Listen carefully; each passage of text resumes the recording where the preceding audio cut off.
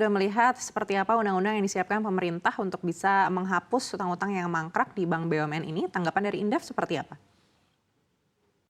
Iya, kalau kita lihat ya, bagaimana sebenarnya, program yang, kemarin ini ditetapkan oleh pemerintah menghapus, tagih ya untuk UMKM terutama di sektor pertanian dan, apa, kelautan dan juga, perikanan ya, nelayan. Nah ini sebenarnya salah satu bentuk, keberpihakan pemerintah juga terhadap, sektor pertanian dan, kelautan ini ya, fisherman ini. Sehingga kalau kita lihat memang, ditujukan untuk meningkatkan inklusi keuangan ya. Jadi bagaimana mereka bisa mendapatkan pembiayaan kembali setelah misalnya ada, faktor unprecedented, condition ya, yang mana terdampak dari, bencana alam. Dan memang seharusnya memang tidak semua bisa, diberikan, keringanan tersebut karena, eee, akan kemudian menimbulkan moral hazard bagi nanti pelaku-pelaku, peminjam-peminjam lain yang akan merasakan jika, akan ada semacam fasilitas-fasilitas penghapusan hutang jika, ada kegagalan. Jadi, peraturan ini sebaiknya memang harus berhati-hati dan sangat ketat juga ya kriteria dan, tujuannya, sehingga ini bisa memberikan dampak juga terhadap ada plus minusnya ya, baik plusnya bisa mendorong inklusi dan pertumbuhan ekonomi, namun negatifnya juga ada down risk resikonya terhadap tadi moral hazard tersebut. Baik, tapi di tengah kebijakan ini kita lihat ada beberapa syarat atau kriteria, salah satunya adalah besaran utangnya ini sebesar 500 juta untuk badan usaha dan 300 juta untuk utang perseorangan. Lalu untuk jangka waktu mangkraknya ini dipatok 10 tahun terakhir begitu. Apakah menurut Indef ini juga sudah tepat? Iya, kalau dilihat dari kriterianya kita lihat kenapa 300 sampai 500 ini juga untuk melihat atau mengklaster ya, bahwa yang mendapatkan ini hanya yang, kecil, menengah, dan juga tadi terkait dengan siapa, berapa lama sudah, bad debt ini, utang yang mangkrak ini, harus bisa ditutup ya kembali. Kalau kita lihat tadi seperti yang juga didiskusikan bahwa harus ada dulu upaya untuk penagihan, bahwa kan, prosesnya tidak kemudian langsung dihapus, tapi juga, harus ada pertama bank juga menagihkan gitu ya. Kedua, jika misalnya tidak dapat ditagih kemudian apakah restrukturisasi sampai, ujungnya memang benar-benar sampai tidak dapat ditagih kembali gitu ya. Sehingga yang kemudian tadi disampaikan bahwa, eee memang sebenarnya bank sudah mencadangkan ya untuk menghapuskan dalam, balance sheet-nya gitu. Namun, tidak memiliki kuasa ya karena tidak bisa dihapus tagih karena tadi, kaitannya dengan negara. Nah, dengan adanya peraturan pemerintah ini yang kemudian nanti bisa bank sudah bisa menghapus tagihkan ya, tidak menjadi beban lagi untuk bank.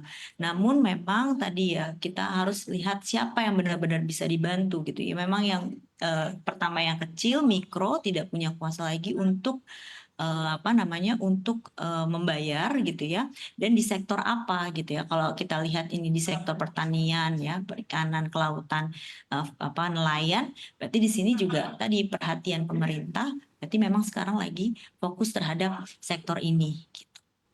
Baik, apakah menurut Anda ke depannya ini mungkin sektor-sektornya bisa diperluas atau dari range, syarat, utang yang dihapuskan ini mungkin bisa diperluas? Mungkin kita tidak berbicara seperti itu dulu ya, karena kalau kita memiliki, pandangan bahwa akan memperluas, nanti kita bisa, jatuhnya nanti malah moral hazard, bahwa nanti kelompok yang lain berharap gitu ya, untuk mendapatkan penghapusan hutang ini dan ini sebenarnya bisa berbahaya. Yang paling penting sekarang dulu ini adalah bagaimana ini implementasinya gitu ya, apakah nanti, berjalan dengan baik gitu ya, smooth dari peraturan yang sudah ditetapkan, peraturan pemerintah ini, kemudian pada level teknisnya seperti apa gitu ya.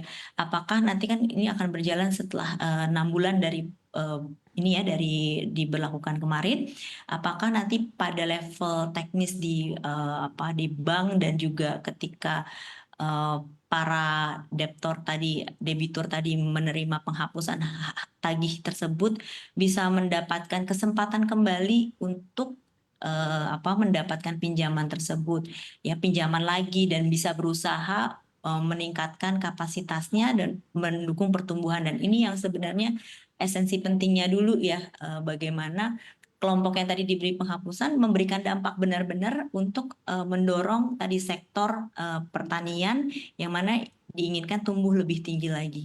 Seperti itu.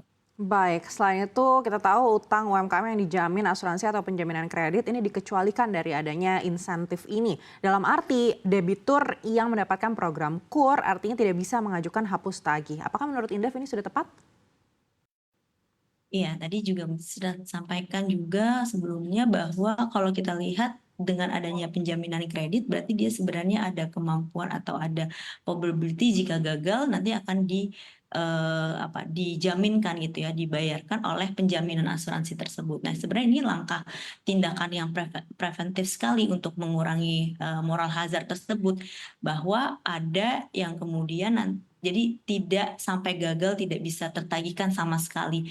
Dan rasanya dari sini kita bisa lihat bahwa memang yang kelompok ini tidak memerlukan gitu ya penghapusan tagih, dan jangan sampai juga nanti ketika dia gagal ya tidak bisa dibayarkan oleh penjaminannya gitu kan. Nah, saya rasa untuk hapus tagih ya, hak hapus tagih ini memang hanya benar-benar yang mereka yang tidak bisa sampai udah last effort, usaha terakhir untuk ditagihkan sudah tidak bisa diapa-apain lagi untuk ditagihkan, yang kemudian nanti bisa membebani sektor keuangan dan membebani tidak bisa memberikan pertumbuhan ekonomi ya. Jadi seperti mencabut beban itulah ya. Nah, itu Mbak. Jadi memang kita harus lihat dulu siapa yang harus dikasih, apakah benar-benar mampu. Kalau tidak mampu sampai the last resort baru kita bisa memberikan fasilitas. Tapi yang tadi ya jangan sampai juga menimbulkan terhadap orang-orang atau grup-grup lain, kelompok-kelompok yang lain berpikir bahwa oh ternyata ini akan bisa juga diaplikasikan ketika dia tidak di suatu saat dia tidak bisa memberikan pengembalian hutang tersebut, kemudian dia berharap untuk ditagih tidak ditagih kembali, dan ini yang kita harus meminimalisasikan efek lanjutannya tersebut.